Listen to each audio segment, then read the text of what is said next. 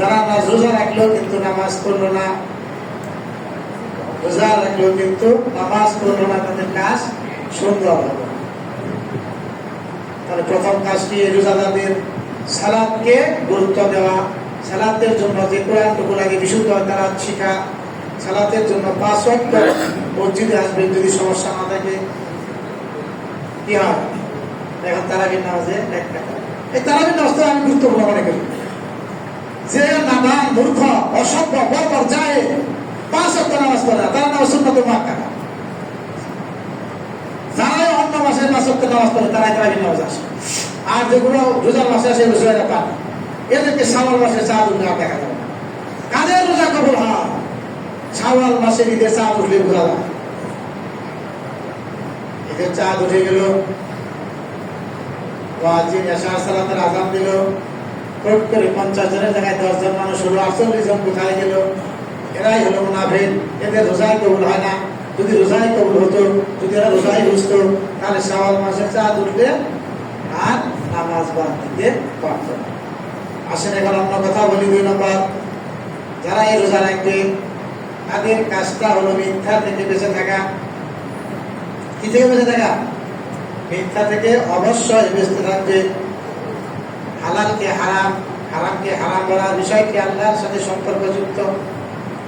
হালালকে হালাল জানতে হবে, হারামকে হারাম জানতে হবে। আল্লাহ তাবারক ওয়া তাআলা বলেন, ولا تقولوا لما تصف ألسنتكم الكذب هذا حلال وهذا حرام ليفتروا على الله الكذب إن الذين يفترون على الله الكذب لا يفلحون متاع قليل ولهم عذاب أليم। আল্লাহর প্রতি মিথ্যা আরোপ করে তোমাদের জিহ্বা যেন এই কথা না বলে এটা হালাল এটা হারাম, বলে না? অনেকে কিচ্ছু জানে না, বলে এটা হালাল এটা হারাম। এটা কোরআনেও নাই, হাদিসেও নাই।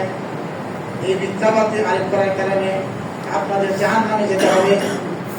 আল্লাহ বলে তাদের জন্য মাতাউন কালিল, এই দুনিয়ার জিন্দেগিটা সংক্ষিপ্ত, ওয়ালাহুম আযাবুন আলীম, তারা কি হবে? জাহান্নামে যাবে, জাহান্নামের শাস্তি তাদের জন্য। প্রিয় ভাই আমার, রোজা রাখলে মিথ্যা কথা বলা যাবে না। অন্য হাদিসে আল্লাহ রাসূল বলেন, মান কাযাবা আলাইয়া মুতাআম্মিদান ফালিয়াতাবাওয়া মিনান নার। যে ব্যক্তি ইচ্ছাকৃতভাবে রাসূলের প্রতি মিথ্যা আরোপ করে সে জাহান্নামে যাবে। এই মানুষগুলো অধিকাংশ আলেম ওলামাগুলো এমন হাদিস বর্ণনা করে যে হাদিসটা জাল। জাল হাদিস যদি ইচ্ছাকৃতভাবে বর্ণনা করে সে ব্যক্তি জাহান্নামে যাবে।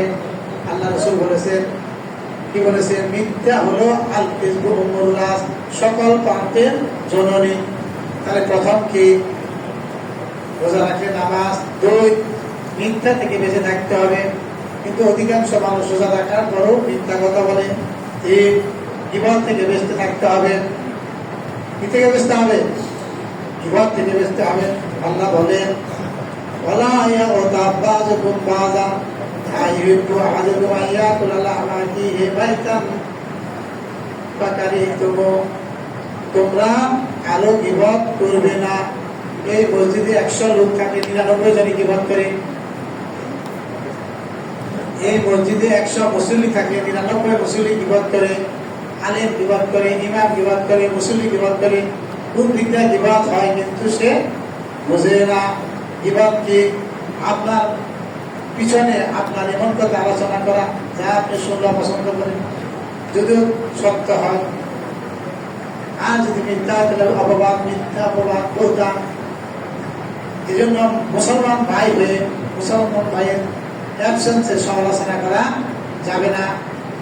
বড় গরু বড় ভাইয়ের মাংস খেলে যেরকম পাপ, তার চেয়ে কঠিন পাপ এটা। প্রিয় ভাইরা আমার, রোজা থেকে চুগলখড়ি করা যাবে না। আল্লাহ রাসূল বলেছেন, লা ইয়াদখুলুল জান্নাতা নামাম। রোজা থেকে কি? চুগলখড়ি করা যাবে না। আর যারা চুগলখড়ি করে তারা জান্নাতে প্রবেশ করবে না। কোরআনের একটা আয়াত আল্লাহ বলেন, ওয়ালা তুতি কুল্লা হাল্লাফিন মাহিন হাম্মাজিন মাশাইন বিনামিম। তুমি আনুগত্য করো না প্রত্যেক এমন ব্যক্তি যে অধিক কসমকারী।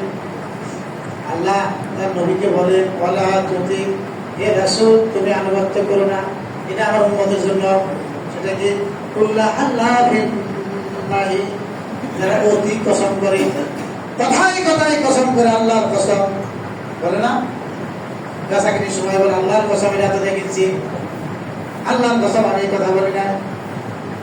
এই অধিক কসম যারা করে তাদেরকে আল্লাহ কসম দেবেন না। হাম্মাজিন